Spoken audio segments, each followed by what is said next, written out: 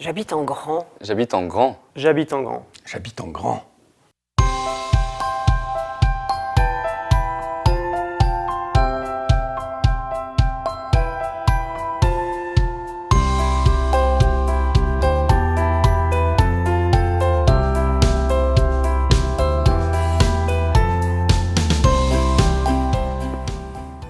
Bon, en fait, j'habite à Marseille et puis je travaille à Paris. Je donne des cours à la Sorbonne.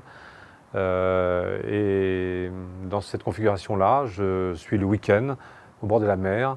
Et sinon, j'ai un studio à Paris dans une corésidence. Et ça me va très bien. C'est-à-dire, je retrouve des ailleurs de jeunesse par rapport à ça. J'habite avec d'autres personnes. Il y a tous les équipements que l'on partage et j'y prends goût. Et il m'arrive même d'y rester le week-end maintenant. Mon mari vit en Russie et il ne vient à Paris qu'une fois par mois. Donc avec ma fille, nous avons décidé, au lieu de prendre un appartement toute seule, de partager un appartement dans la corésidence. Monica et moi sommes de bons amis et on se dit pourquoi pas partager un appartement ensemble si finalement je ne passe pas beaucoup de temps à la maison.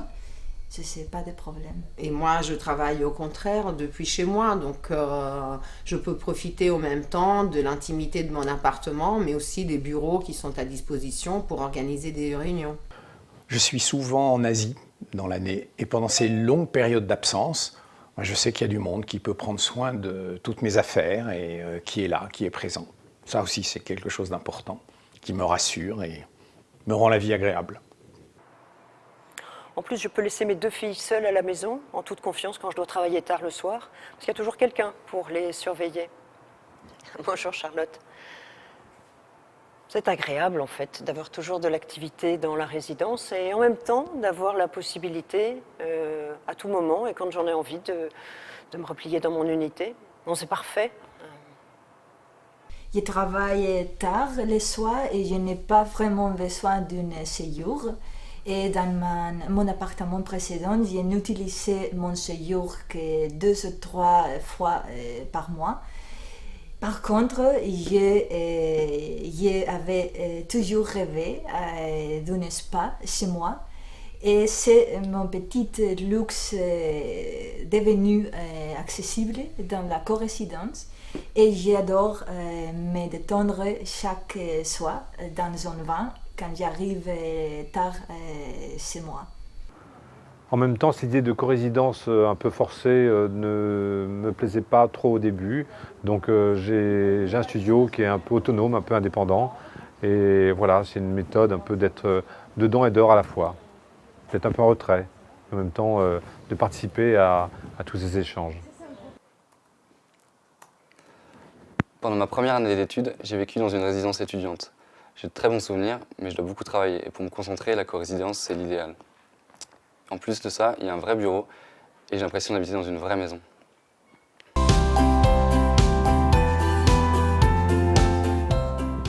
Okay. François Lacaton, promoteur immobilier depuis presque 5 ans. Notre groupe était principalement investi sur les résidences classiques d'accession à la propriété et de cellier.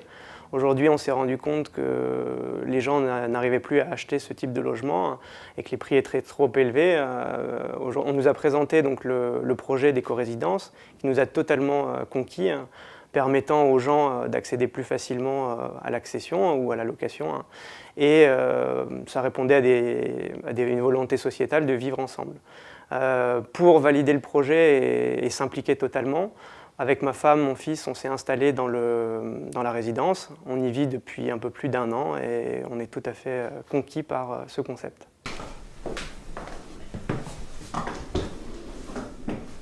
Il est aujourd'hui très difficile pour un couple de trouver un appartement dans Paris. Surtout avec les prix rampantes qu'on a aujourd'hui. Pour nous, disons que la corésidence a été vraiment un choix optimal. Avec nos moyens, nous pouvions seulement acheter un T2 dans Paris ou un T4 à 30 km d'ici, mais avec la corésidence, finalement, nous avons un T4 pour le prix d'un T2. Et c'est même plus qu'un T4 parce qu'il y a la salle à manger, la salle d'études, la spa, en gros plein de fonctions et de chambres qui font un T7, un T8 pratiquement. Sur le point de vue plus concret de la construction, on a regardé, on a vu qu'on arrivait à réduire à peu près de 40% les coûts de construction sur ce type de bâtiment, ce qui est loin d'être négligeable et ce qui peut être répercuté aussi bien dans la qualité de la construction que dans le prix final pour l'acquéreur. En termes de fiscalité, on voit que ça évolue beaucoup et qu'aujourd'hui, beaucoup d'investisseurs privés sont prêts à se positionner sur le loueur meublé et que donc ça s'adapte totalement aux corésidences qui permettront à la fois à l'investisseur de défiscaliser et à l'occupant de bénéficier d'un loyer en général moindre que s'il était en accession classique. Chaque semaine, j'aide Georges-Eugène à faire ses courses, puis ça me fait un petit peu d'argent de poche pour vivre à Paris. Et quand mon frigo est vide, il se fait un plaisir de nous préparer un petit dîner. Et nous économisons aussi pour le babysitting parce que notre fille est très copine avec celle de Sophie. Et nous nous arrangeons toujours pour faire garder les enfants quand nous avons envie de sortir tous les deux. Et aussi au niveau du coût au quotidien, on arrive à maîtriser parce qu'on mutualise les installations électriques, on mutualise l'eau, on mutualise plein de choses. Et donc ça revient beaucoup moins cher dans les quotidiens aussi. Afin de catalyser la production d'éco-résidences, on pourrait effectivement également envisager de discuter avec les autorités locales afin d'avoir des terrains à un prix qui pourrait permettre une meilleure accession à la propriété. Et on a également vu que sur ce type de construction, on pouvait densifier à hauteur de 40%. Donc avec un effort à la fois des autorités locales et les économies d'échelle que permettent l'éco-résidence, permettent à des citoyens de l'Île-de-France ou de France de s'installer à moindre coût dans des bâtiments de qualité. Quand j'ai planifié mon voyage à Paris, j'ai trouvé cette chambre dans la co-résidence, son site internet. J'ai préféré rester avec les locaux plutôt que d'aller dans l'hôtel.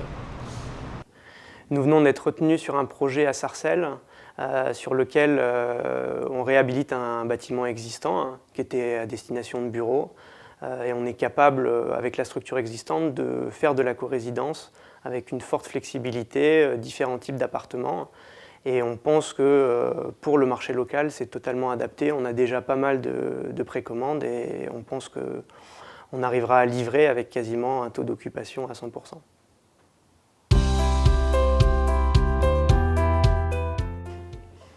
Je suis veuf et c'est vraiment agréable pour moi d'être dans cette co-résidence. Quand je rentre chez moi, au lieu de traverser des couloirs vides où il n'y a personne, je vois de la vie, je vois de l'animation, je vois des jeunes dynamiques qui ont leur vie et c'est vraiment quelque chose d'important.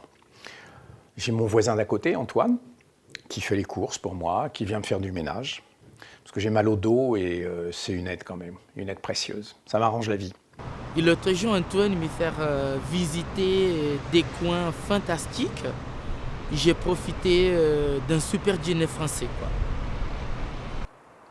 Heureusement, on partage les tâches ménagères entre les co-résidents.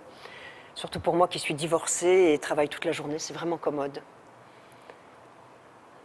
Ça permet aux femmes de travailler en dehors de chez elles.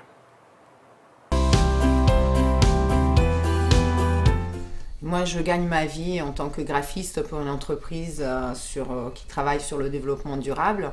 Et c'est vrai qu'habiter dans la co-résidence, c'était aussi conforme à mes principes pour habiter dans un bâtiment qui soit conforme aux principes de développement durable. Donc j'ai pris un studio dans une co-résidence où je retrouve un peu ma vie de jeune homme. Et là, j'ai pris des habitudes donc, de conversation, de parole avec les autres, et puis en même temps, d'autres modes de partage.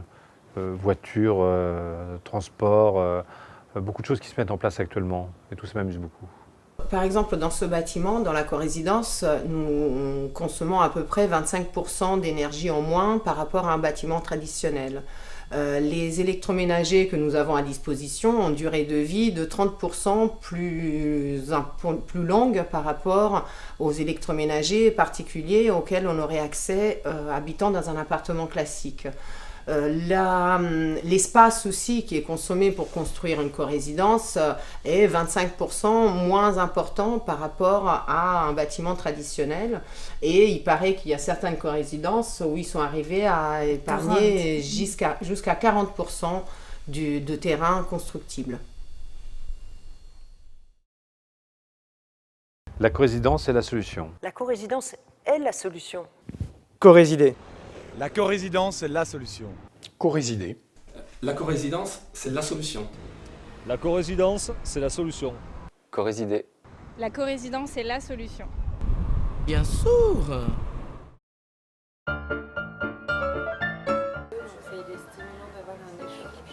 Oh non, stimulant d'avoir un échange, on dirait que c'est pornographique votre truc là.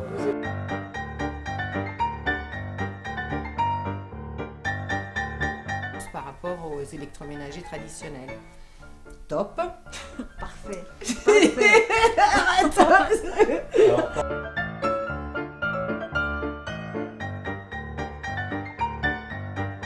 Finalement, je n'ai...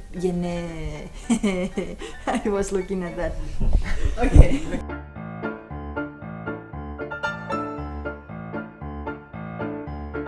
Montage, ça me rassure. Et puis voilà.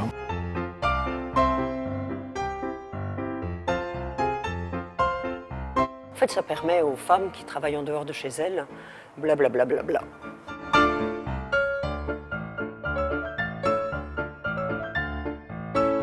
J'habite en grand. J'habite en grand. J'habite en grand.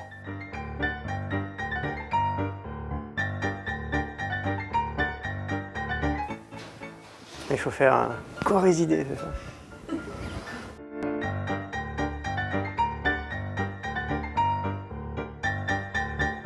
C'était mieux qu'avant, ça. Et nous nous arrangeons toujours pour faire garder les enfants.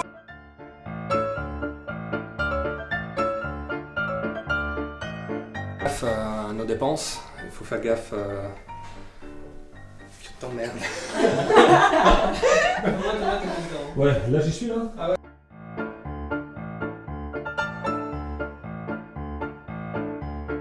J'ai trouvé cette chambre.